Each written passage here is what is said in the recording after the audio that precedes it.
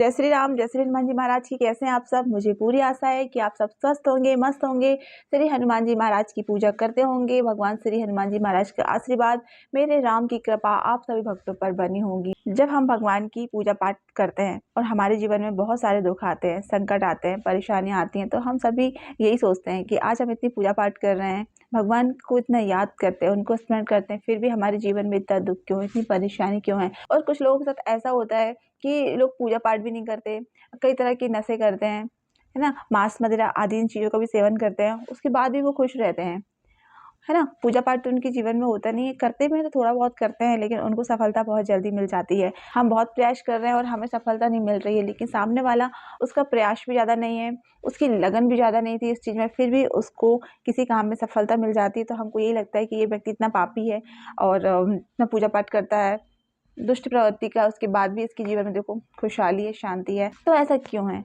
ऐसा इसलिए होता है क्योंकि उस व्यक्ति के किसी जन्म के अच्छे कर्म थे, तो आज उसे हर कदम पे सफलता मिल रही है ना। और अगर हम परेशान हैं, दुख है हमारे जीवन में, तब की हम पूजा पाठ भी करते हैं, तो इससे घबराना नहीं है, क्योंकि हमारे पूर्व जन्म के जो प्रारब्ध थे ना, जो लिख चुके हैं, उन्हें मिटाया तो नहीं जा सकता, उन्हें भोगना ही पड़ेगा।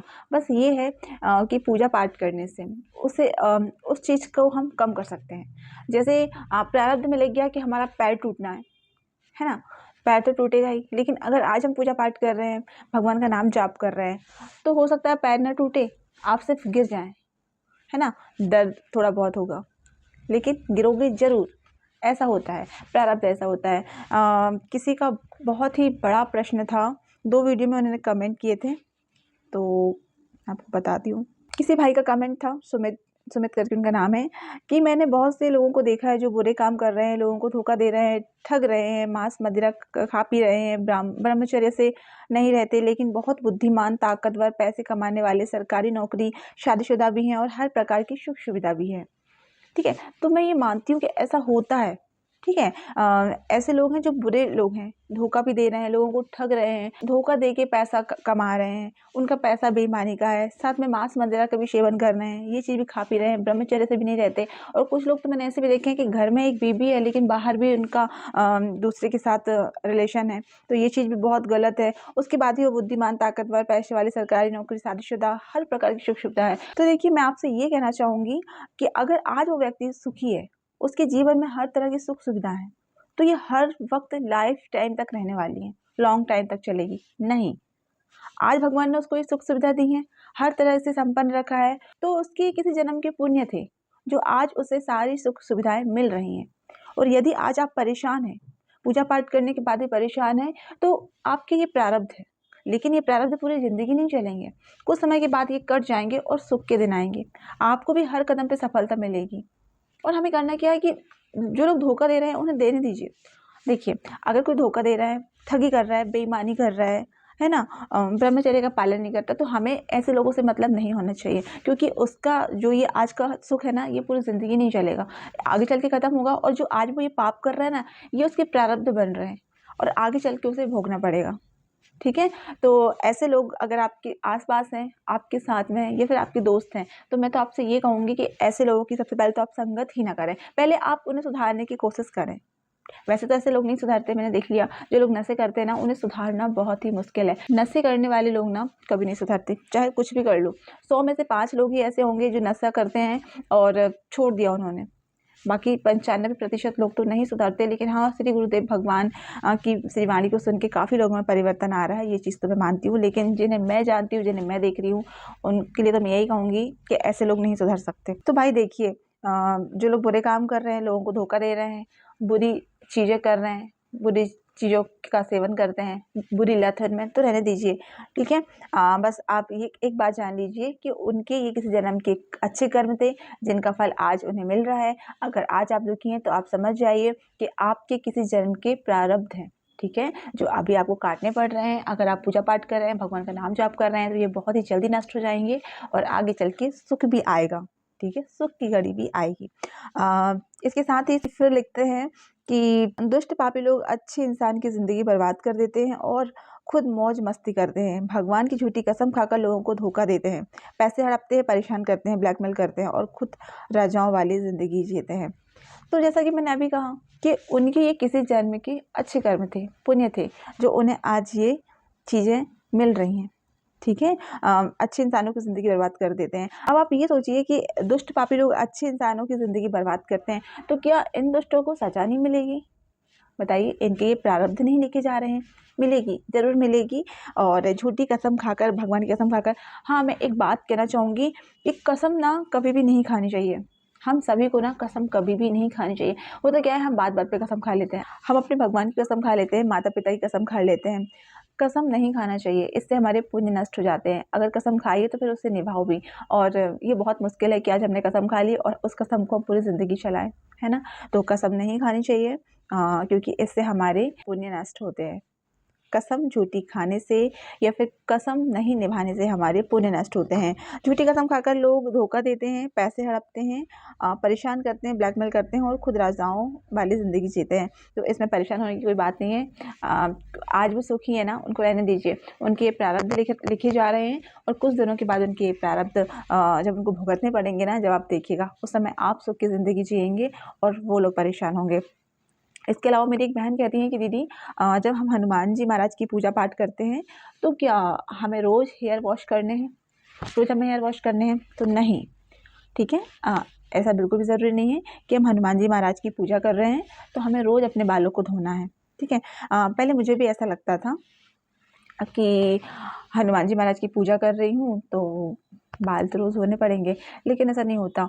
और ख़ास तौर पे तो मंगलवार और शनिवार के लिए बाल धोना साफ़ मना होता है कि शनिवार और मंगलवार के दिन तो हेयर वॉश करनी ही नहीं चाहिए। तो पहले तो मैं कर लेती थी, लेकिन अब मैं नहीं करती हूँ। सिर्फ मैं मंगलवार को करती हूँ, वो भी इसलिए क्योंकि उस दिन व्रत होता है वीर जी का और उनके लिए भोग बनाना होता है, इसलिए मंगलवार के दिन हेयर वॉश करती हूँ। अगर आप हनुमान वीर जी की पूजा पाठ करती हैं तो आपको ना ऐसा परेशान होने की ज़रूरत नहीं है कि आपको रोज़ हेयर वॉश करने हैं। तो हम रोज़-रोज़ तो हेयर वॉश नहीं कर सकते ना, है ना? सप्ताह में 2 दिन बना लीजिए कि किस-किस दिन आपको हेयर वॉश करना है, ठीक है? आप चाहो तो मंगलवार को कर सकती हो, क्योंकि मैं तो मंगलवार को करती हूँ, शनिवार को नहीं करती। लेकिन हाँ, कुछ परेशानी समस्या हो जाती है तो कर लेती हूँ, बाकी ऐसे नहीं करती। मंगलवार को तो करती ही हूँ, ठीक है? और बाकी जो अपवित्र दिन होते हैं तो उसमें तो 4-5 दिन के बाद ही करना होता है, ठीक है? पता है, बहुत सारे श्री हनुमान जी महाराज के भक्त हैं जिनके मन में ना ऐसे कई सारे सवाल होते हैं कि हम इतने दिनों से राम नाम का जाप कर रहे हैं या फिर राम नाम लिख रहे हैं या फिर पूजा पाठ कर रहे हैं, हनुमान चालीसा का पाठ कर रहे हैं, तो लाइफ से समस्याएं क्यों नहीं जा रही हैं? मैं आपको एक बात बताऊं, जब मैंने हनुमान जी महाराज की पूजा करना शुरू किया था ना 2021 में, उस टाइम तक मेरे घर में ना कोई समस्या नहीं थी, कोई परेशानी नहीं थी। 1 साल तक मैंने हनुमान वीर जी की पूजा ना बिना समस्या के करी।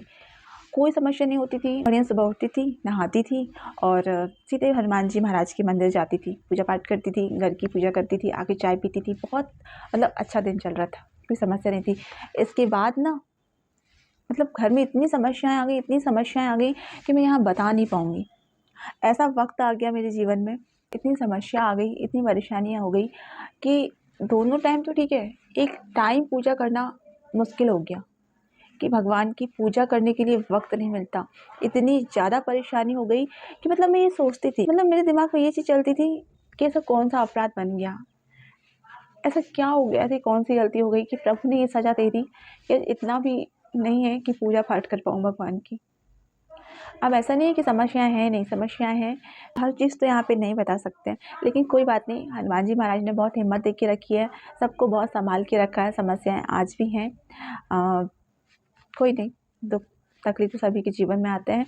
तो देखिए, जब मैंने उनकी पूजा करना शुरू किया था तो कोई दुःख तकलीफ़ नहीं था, लेकिन आज के समय में बहुत परेशानी है, बहुत दुःख तकलीफ़ है लाइफ़ में। लेकिन इसका मतलब ये तो नहीं ना कि हम छोड़ दें भगवान को।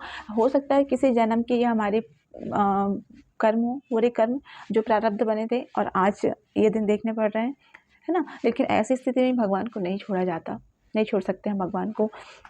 एक छोटा-सा प्रसंग मैं आपको सुनाऊँगी। आज ही मैंने श्री गुरुदेव महाराज के श्रीमुख से सुना था कि कोई संत थे, तो उनके माता-पिता थे। तो जब वो संत नहीं हुए थे बालावस्था से, उन्होंने सोच लिया था कि मुझे सुख-सुविधाएँ चाहिए लाइफ़ में। हर तरह की सुख-सुविधा चाहिए लाइफ़ में और मुझे इतनी सुख-सुविधा चाहिए कि मैं अपने माता-पिता को हर तरह का सुख दे पाऊँ, ठीक है? उन्होंने गायत्री मंत्र का अनुष्ठान किया और कई वर्ष बीत गए, ठीक है?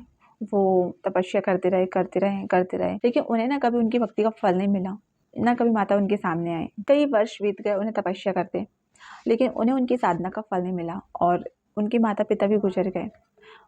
लेकिन वो तपस्या करते रहे, साधना करते रहे। जब उन्हें उनकी तपस्या का फल नहीं मिला ना, उन्हें उनकी साधना का साधु बन गए वो।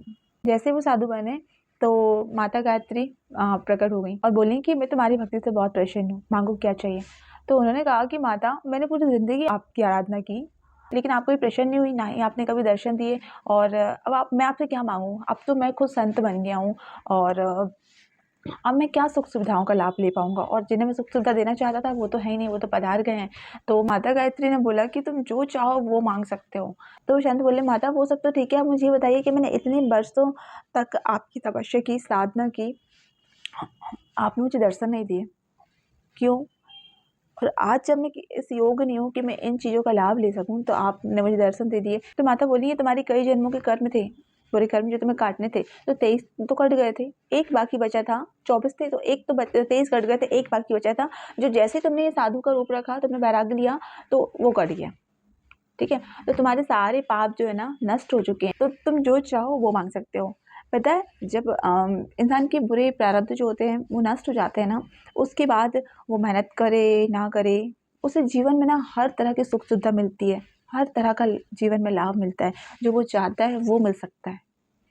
पैसे, नौकरी या फिर बिजनेस या फिर जो उसकी सोच है, वो ज़िंदगी में हर सब कुछ हासिल कर सकता है, अगर उसके पाप नष्ट हो गए तो, उसका प्रारब्ध नष्ट हो गया तो इसके लिए क्या करना है? इसके लिए हम सभी को भगवान का नाम जाप करना है, हर क्षण अपने आराध्य को याद करते रहना है। अपनी जिह्वा का जो अग्रभाग है ना, इसमें हर क्षण अपने आराध्य का नाम रटिए।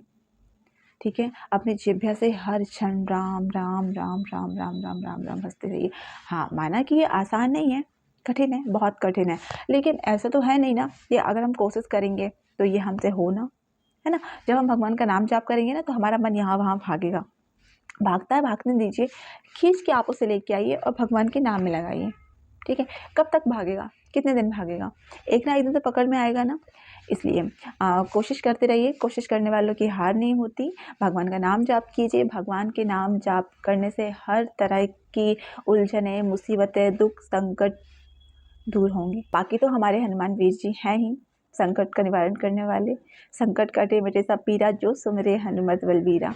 ठीक है, तो दोस्तों मैं आपको फिर मिलूंगी किसी दिन किसी और वीडियो में। मैं आशा करती हूँ कि जितनी भी बातें मैंने आज आपको बताई हैं, जो भी जानकारी मैंने आपको दी है, आपको समझ में आई होगी, आपको पसंद आई होंगी। अगर वीडियो आपको मिल चुका है तो कमेंट बॉक्स में जय श्री राम लिखिए, और चैनल पर पहली बार आ गए हैं तो आपसे छोटी सी रिक्वेस्ट करूँगी कि चैनल को सब्सक्राइब भी कर लीजिए। तो चलिए मैं फिर मिलूंगी आपको किसी दिन किसी और वीडियो में। तब तक आप सब अपना बहुत सारा ख्याल रखें।